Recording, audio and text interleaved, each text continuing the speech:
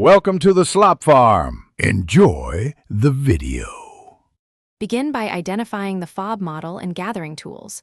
A CR 2032 3-volt coin cell, a small flathead screwdriver, and a clean flat surface.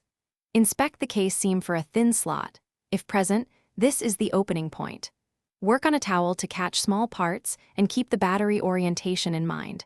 Positive side usually faces up toward the logo. Typical replacement takes 5 to 10 minutes. Avoid touching metal contacts with bare fingers to prevent oils from reducing battery life. Hold the key fob firmly and insert the small flathead screwdriver into the seam at the designated slot. Twist gently to separate the two halves.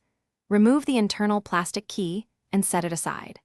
Note the CR 2032 battery orientation and lift the old battery out with a screwdriver edge or a plastic tool.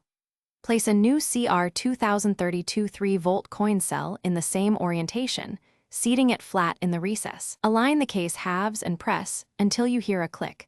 Avoid forcing misaligned pieces.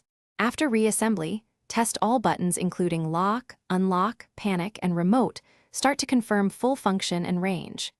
If any button is unresponsive, reopen the fob to recheck battery orientation and ensure contacts are clean and firmly seated.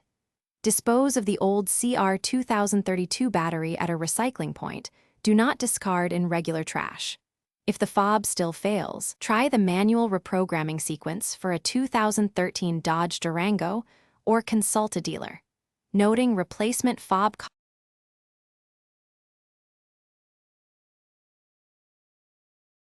Thanks for watching. Consider subscribing if we helped you today.